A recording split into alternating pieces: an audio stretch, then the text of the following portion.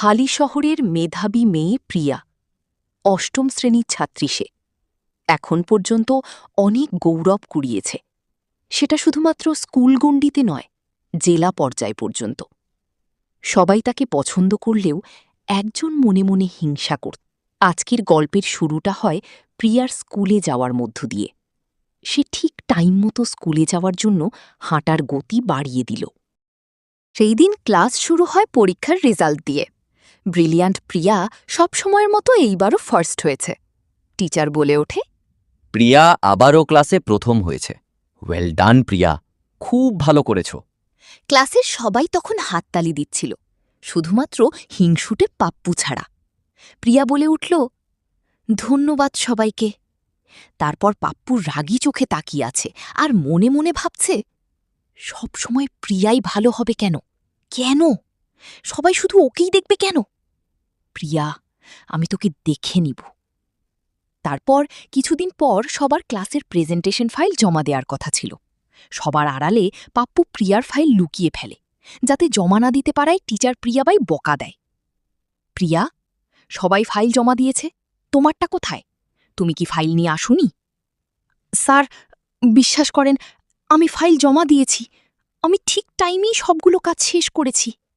তাহলে ফাইল কোথায়? তোমার থেকে এটা আশা করিনি প্রিয়া। এসব বলতে বলতে টিচার প্রিয়াকে অনেক বকা দেয়, আর এতে প্রিয়া অনেক মন খারাপ করে। অন্যদিকে পাপ্পু মনে মনে খুশি। সেই দিন স্কুল থেকে যাওয়ার পথে পাপ্পুর কেন জানি খারাপ লাগছিল। সে বুঝতে পারছিল সে যেটা করেছে সেটা মোটেও ঠিক কাজ করেনি। বাড়িতে গিয়েও সে শান্তি পাচ্ছিল না। এটা ভেবে, পাপ্পু, তুমি কখন আসলে স্কুল থেকে? আজকে বুঝি মায়ের কথা মনে নেই? বাসায় ফিরে মাকে ডাক দেওয়ার কথা। মন খারাপ করে বসে আছো কেন? সবকিছু ঠিকঠাক আছে তো? আসলে আম্মু, আজকে আমার খুব মন খারাপ। কেন, কি হয়েছে? আসলে আজকে স্কুলে আমি প্রিয়ার প্রেজেন্টেশন ফাইলটা লুকিয়ে রেখেছিলাম, যাতে স্যার ওকে বকা দেয়। ওকে সবাই ভালো বলে, ওর প্রশংসা করে, আমায় কেউ করে না। না, এটা আমার ভালো লাগে না। আমার কি হিংসা হয়। পাপ্পু, তুমি তো এটা একদমই ঠিক কাজ করোনি। খুব অন্যায় করেছ। তুমি কি জানো, পবিত্র কুরআনে আল্লাহ তাআলা সূরা আল ফালাকে বলেছেন, হিংসুকের অনিষ্ট থেকে আশ্রয় চাই যখন সে হিংসা করে। অন্যদিকে হজরত আবু হুরায়রা রাজিয়াল্লাহু আনহু থেকে বর্ণিত, রাসূলুল্লাহ সাল্লাল্লাহু আলাইহি ওয়াসাল্লাম বলেছেন, তোমরা হিংসা থেকে বেঁচে থাকো, কারণ হিংসা নেক আমলগুলোকে এমনভাবে খেয়ে ফেলে, ধ্বংস করে, যেভাবে আগুন শুকনো কাঠ পুড়িয়ে ফেলে।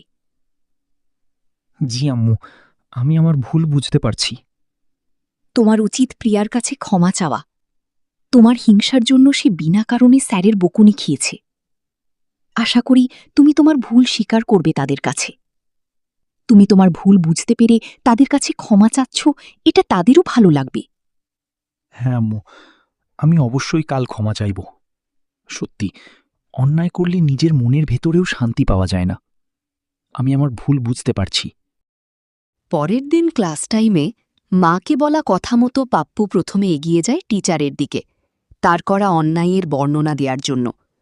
স্যার, গতকাল আসলে আমিই প্রিয়ার ফাইলটা লুকিয়েছিলাম। স্যার, ওকে সবাই ভালো বলে, সেটা আমার সহ্য হয় না, তাই এমনটা ভুলে করে ফেলছি স্যার। দয়া করে আমার এ কাজ ক্ষমা দৃষ্টিতে দেখবেন।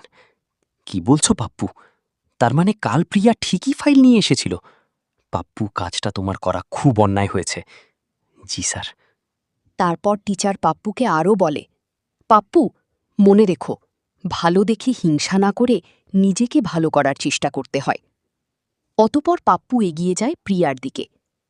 প্রিয়া, কাল আমি তোমার ফাইল লুকিয়েছিলাম, প্লিজ আমায় মাফ করে দাও। পাপ্পু, তুমি তোমার ভুল বুঝতে পারলে সেটাই বড় কথা। আমি তোমাকে মাফ করে দিলাম। সবশেষে সবাই হাসি মুখে দাঁড়িয়ে।